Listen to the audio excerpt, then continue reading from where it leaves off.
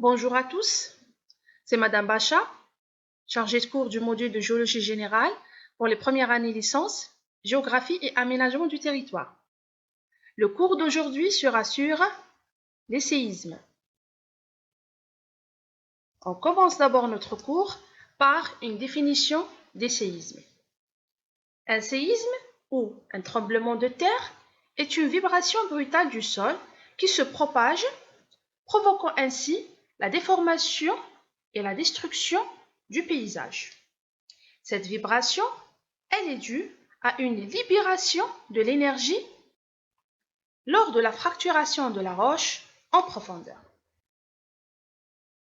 Maintenant, on va expliquer comment se produit un séisme et pourquoi. La roche est soumise en profondeur à des contraintes, c'est-à-dire des forces de compression, de distension ou de coulissage, qui s'exercent en permanence sur la roche. Donc, ceci va provoquer une accumulation de l'énergie et qui finit par provoquer la rupture de la roche, donc ce qu'on appelle une faille. Je répète, nous avons en profondeur la roche, elle est soumise à des contraintes, à des forces de pression, à des fortes pressions. Donc, ceci va provoquer une accumulation de l'énergie. La roche, à un moment donné, ne peut plus supporter ces contraintes ou cette force. Donc, ceci va, c'est-à-dire à la fin, on aura une fracturation de la roche et la libération de l'énergie. Et cette libération de l'énergie sera traduite en surface par ce qu'on appelle une vibration du sol ou secousse sismique. Les composantes d'un séisme sont, nous avons le foyer. Le foyer, il est appelé aussi l'hypocentre, c'est la même chose. Donc, il s'agit du point qui se trouve en profondeur et c'est le lieu de fracturation de la roche. C'est le début, c'est le lieu de début du mouvement sismique. L'épicentre, c'est la projection verticale du foyer à la surface du sol.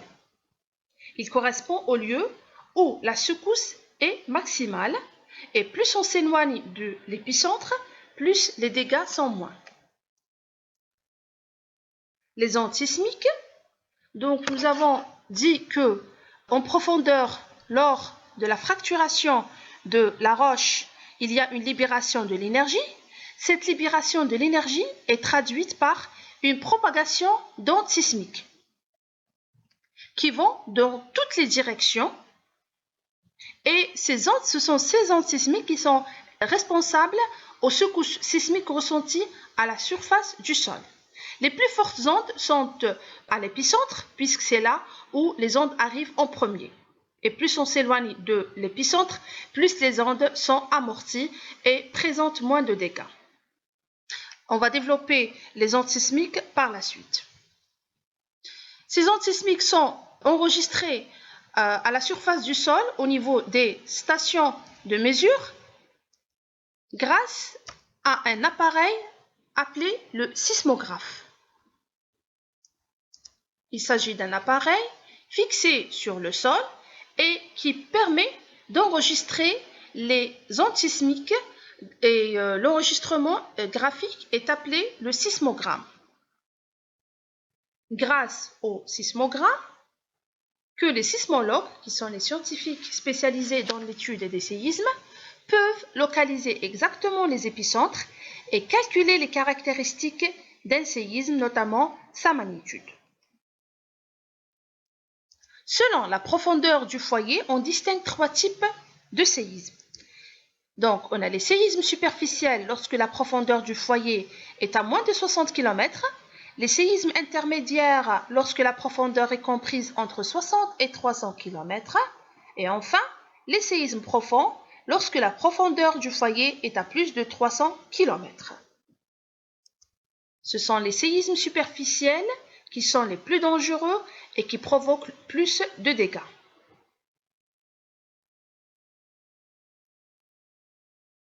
Les échelles de mesure de tremblement de terre, on distingue deux types d'échelles de mesure. Selon l'intensité sismique, il y a Plusieurs échelles les plus reconnues sont celles de Mercalli et de MSK, où selon la magnitude sismique, et l'échelle la plus célèbre, c'est l'échelle de Richter.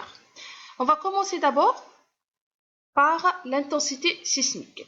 C'est quoi une intensité sismique? L'intensité sismique ou l'intensité d'un séisme est définie par rapport aux dégâts causés ou les dégâts provoqués par le séisme, que provoque le séisme. Plus on s'éloigne de l'épicentre, plus les dégâts ressentis sont moins, et donc plus l'intensité est décroissante. C'est-à-dire, cette échelle est basée sur les conséquences du séisme sur l'immobilier, les constructions et les êtres humains, c'est-à-dire les citoyens. Donc, plus on est proche de l'épicentre, plus l'intensité est importante. Et plus on s'éloigne de l'épicentre, l'intensité diminue. Concernant cette échelle, les dégâts matériels ne sont importants qu'à partir du degré à peu près 8. Donc, plus les dégâts sont importants, plus on avance dans les degrés.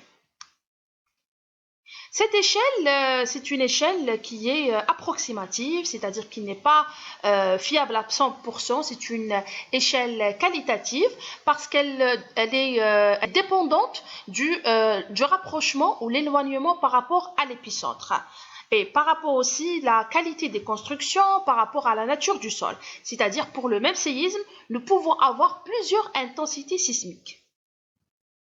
Maintenant, les échelles de mesure basées sur la magnitude. D'abord, la magnitude d'un séisme, c'est une valeur, c'est une grandeur qui est calculée à partir des données du sismogramme et elle représente la quantité de l'énergie libérée par le séisme au niveau du foyer. Donc, c'est-à-dire elle représente la puissance du séisme. C'est une valeur qui est exacte, c'est-à-dire c'est une valeur unique pour le même séisme et elle n'a pas de relation avec l'éloignement ou le rapprochement par rapport à l'épicentre. Pour le même séisme, on ne peut avoir qu'une seule magnitude et elle est exprimée par l'échelle la plus connue, c'est celle de Richter qui est instaurée en 1935 et qui est une échelle ouverte à ce jour, graduée de 1 jusqu'à 9,5 qui représente le séisme le plus fort qui a frappé la région de Chili.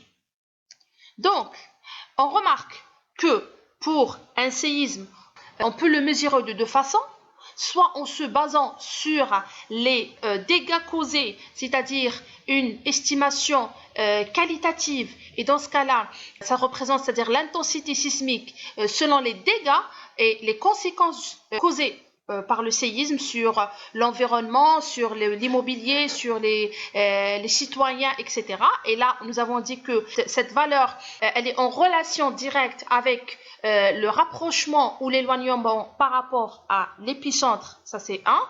En plus, elle a une relation avec la qualité des constructions et aussi une relation avec la qualité du sol, des terrains. Et nous avons vu avec le deuxième type de mesure, c'est la magnitude. La magnitude, c'est une valeur quantitative qui est calculée à partir des données obtenues à partir des sismogrammes.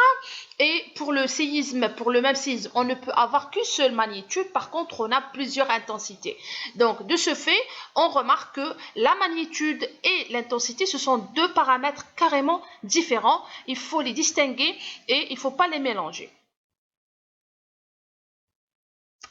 Revenons maintenant aux différents types d'ondes sismiques. Donc, nous avons vu tout à l'heure que lors de la fracturation de la roche en profondeur, il y a une libération de l'énergie. Cette libération de l'énergie, elle est traduite par une propagation d'ondes sismiques qui vont dans toutes les directions.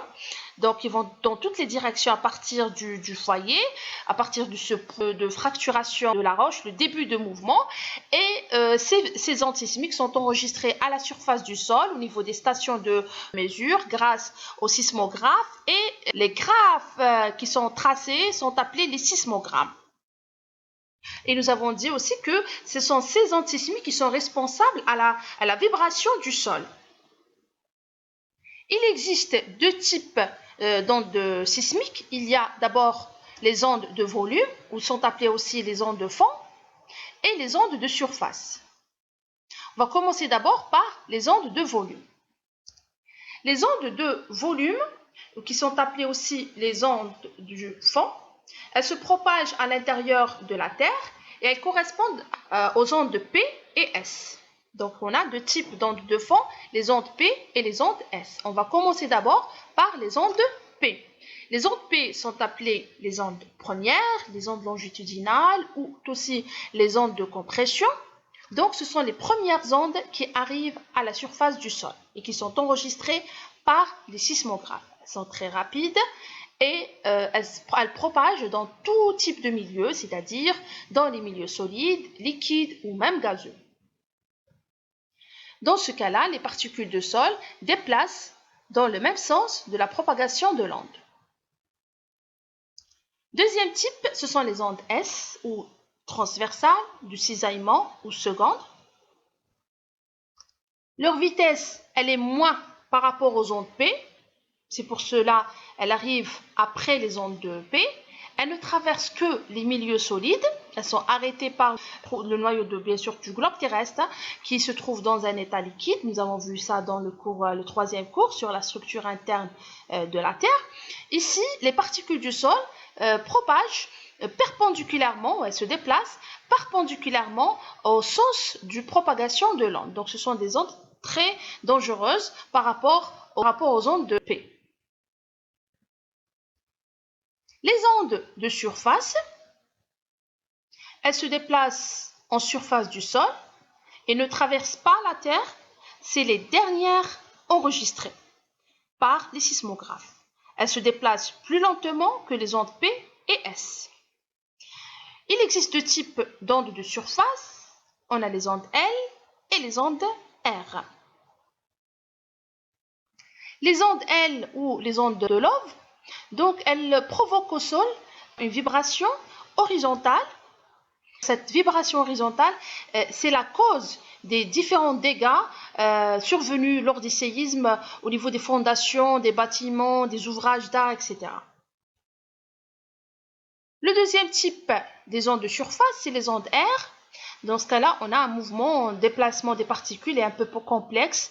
Donc, les particules déplacent dans deux sens, horizontal et vertical en même temps, c'est-à-dire presque un mouvement circulaire. Maintenant, on va passer à la répartition des séismes dans le monde. Les séismes se trouvent généralement dans les zones actives, c'est-à-dire à la limite des plaques tectoniques. C'est là où la majorité des séismes du monde se trouvent. Donc, on les trouve souvent dans les zones de subduction, dans les zones de dorsale océanique, au niveau des régions de formation de chaînes de montagnes.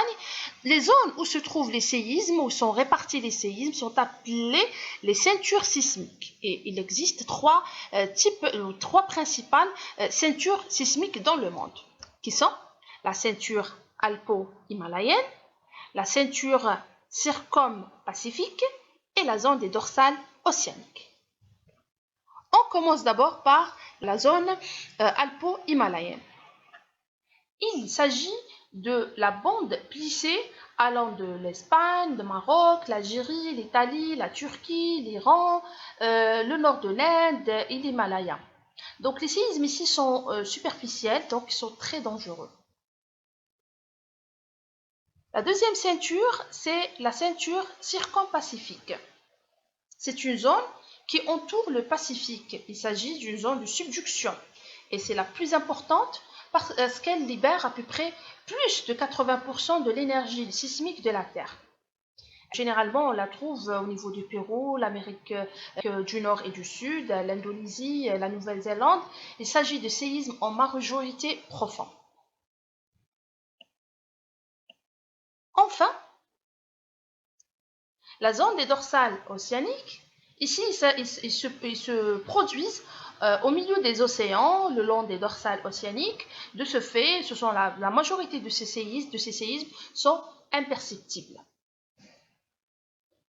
Maintenant, on va voir les séismes en Algérie. La sismicité de l'Algérie du Nord, elle est connue depuis 1365, la date du premier séisme qui a frappé la ville d'Alger. La sismicité en Algérie est localisé dans la côte nord, c'est-à-dire qui se trouve dans une zone tectonique très active et très propice aux tremblements de terre. Il s'agit de la limite de plaques continentales africaines au sud et eurasiatiques au nord. La plaque eurasiatique chevauche la plaque africaine au sud et c'est le long de la faille de chevauchement que se déclenche la majorité des séismes dans le nord de l'Algérie.